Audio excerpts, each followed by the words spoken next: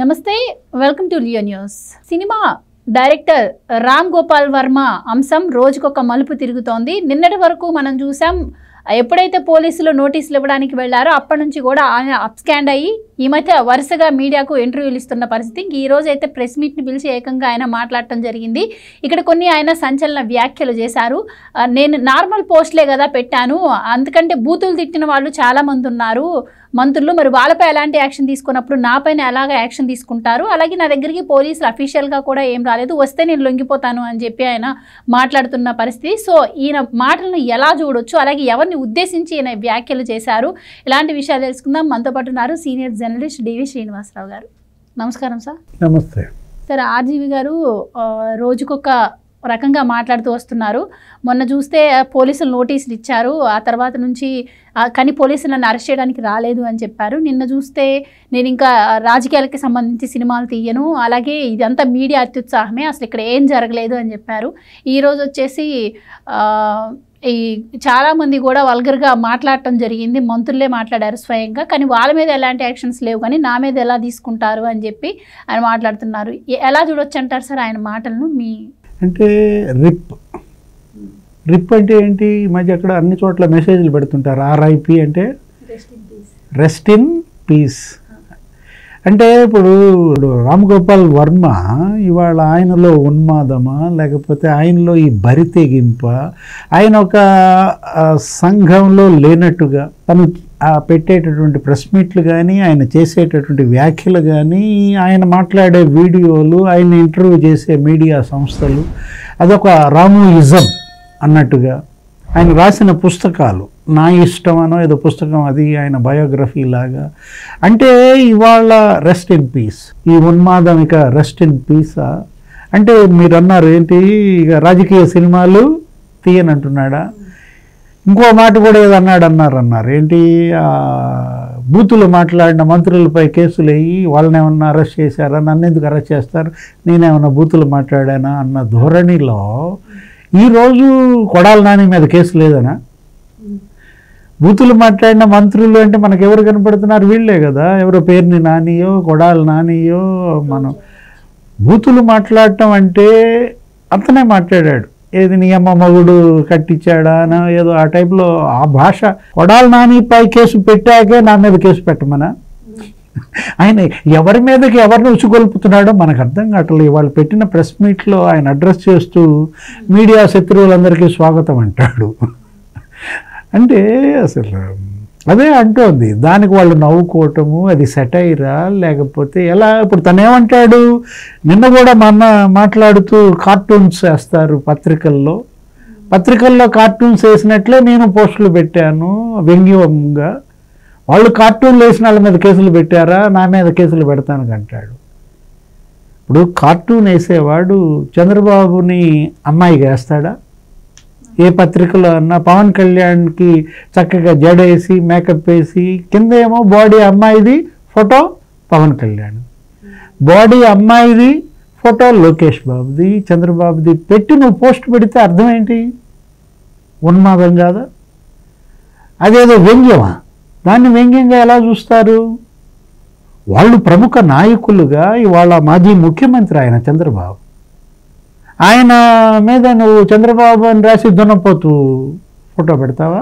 Pawan Kalyan celebrity, ఆయన మరి cinema hero, లేకపోతే ఇప్పుడు డిప్యూటీ సీఎం, అలాంటి ఫిలిం సెలబ్రిటీకి దున్నపోతా లోకేష్కి? అంటే అతను పెట్టిన పోస్టులు, వాటి యొక్క తీవ్రత, మార్ఫింగ్ నేరంగా తను తెలుసుకోవటం లేదా? తను ఏమంటున్నాడు, అసలు నాకేం భయం, నేనేదో వణికిపోతున్నా, నేనేదో మంచం కింద దాక్కున్నానని మీడియా చిలవలు పలవలుగా సినిమా చేసింది అంటున్నాడు. వాళ్ళు నిన్ను పిలిచారు, పిలవడానికి వాళ్ళు వచ్చారు, నోటీస్ ఇవ్వడానికి. తీసుకోకుండా ఎందుకు పారిపోయావు? ఆ రోజు డెన్లో నేను ఉన్నానంటావు. అసలు డెన్ ఏంటి? ఎవరన్నా ఈ ఇంటికి డెన్ అనే పేరు పెట్టుకోవటం విన్నావా? అంటే మృగాలు తప్ప డెన్లో ఎవరుంటాయి? అంటే నిన్ను నువ్వు ఒక మృగంగా నువ్వే భావించి ఈ విధంగా ఆటవిక రాజ్యం అనుకుంటున్నావా? ఏంటి నీ ఇష్టం? నీ ఇంట్లో నీ ఇష్టం. ఇక్కడ కోర్టుల దగ్గరకు వచ్చి నువ్వు నీ ఇష్టం అంటావా? పోలీస్ స్టేషన్ల దగ్గరకు వచ్చి నీ ఇష్టం అంటావా? ఇప్పుడు తను ఏమంటున్నాడు, ఇవాళ కూడా మాట్లాడుతూ రకరకాలుగా మాట్లాడతాడు. తను ఎక్కడో కోయంబత్తూరులో ఉన్నానని ట్వీట్లు చేశాడు. ఏంటి అక్కడేదో సినిమా షూటింగ్కి అక్కడ అటెండ్ అయినట్టు, వాళ్ళని ఏదో అభినందిస్తున్నట్టు, మోహన్ లాల్ వాళ్ళతో ఫోటోలతో. కోయంబత్తూరు బృందం ఎందుకు వెళ్ళింది? ముంబై బృందాలు ఎందుకు వెళ్ళాయి? నీ కోసం గాలింపు జరిగింది వాస్తవమా కాదా? నీ కోసం గాలిస్తున్నారు అనుకున్నప్పుడు నువ్వు సరెండర్ అవ్వాలి. ఎందుకని నువ్వు స్వచ్ఛందంగా సరెండర్ అవ్వలేదు? భయంతో కాదా? ఇవాళ నాకు భయం లేదని నువ్వేదో 4 ఛానల్స్ని పిలిచి వీడియోలు ఇవ్వడం, ప్రెస్ మీట్ పెట్టడం కాదు కదా. అండ్ సార్, ఈ పోస్టులు పెట్టడం ఒకటైతే, మరొకటి చంద్రబాబు గారు అరెస్ట్ అయినప్పుడు జైలు ముందుకు వెళ్ళి ఐఎమ్ అవుట్ హీఈస్ ఇన్ అని చెప్పి కూడా ఒక సెల్ఫీ పిక్చర్ రిలీజ్ చేశారు.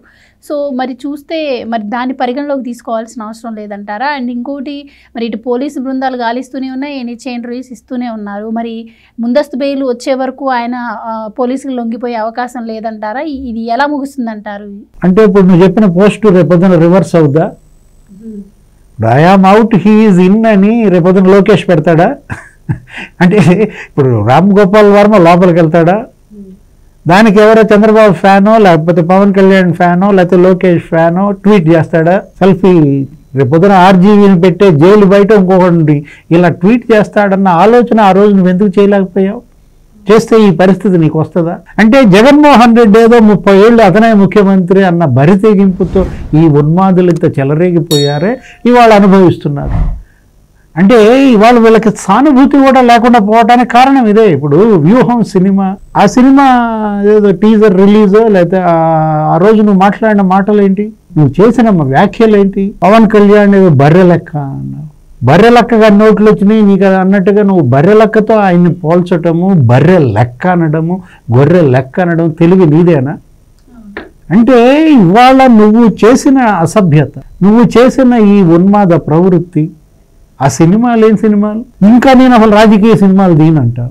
ఇప్పుడు ఇది ఈ రిపెంటేషనో లేకపోతే ఈ బుద్ధి అప్పుడేమైంది? తీసే ముందు ఒక గొప్ప సాంకేతిక నిపుణుడిగా ఇవాళ భారతదేశ చలనచిత్ర పరిశ్రమ గర్వించే స్థాయిలో ఉండాల్సిన నువ్వు ఎందుకు ఇంత దిగజారావు? నా ఇష్టం అంటావా?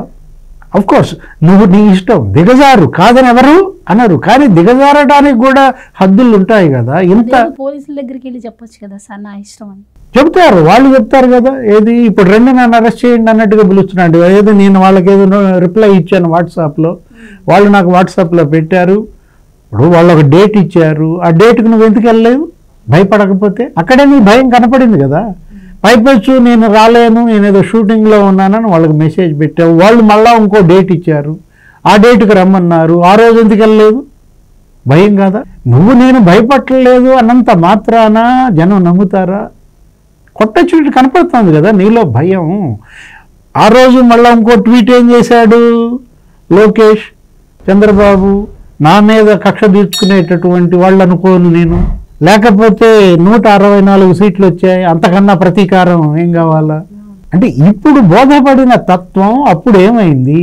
నువ్వు ఎందుకని రేపొద్దున చంద్రబాబు సీఎం అయితే నా పరిస్థితి ఏంటి అనే ఆలోచన నీకు రాలేకపోయింది? ఇప్పుడు ఇవాళ బోరగడ్డ అనిల్, లేకపోతే ఎవరి వర్రా రవీంద్రారెడ్డి, లేకపోతే ఆ మన్విత్ రెడ్డి అనేవాడు, హరికృష్ణారెడ్డి అనేవాళ్ళు, ఇవాళ వాళ్ళందరూ జైళ్ళ చుట్టూ స్టేషన్ల చుట్టూ తిరుగుతున్న నేపథ్యంలో నువ్వు హద్దు మీరావు, శిక్షింపబడాలి. హద్దు మీరిన ప్రతి ఒక్కరిని కూడా ఈ సమాజం శిక్షిస్తుంది అన్నమాట, ఈ ప్రకృతి శిక్షిస్తుంది.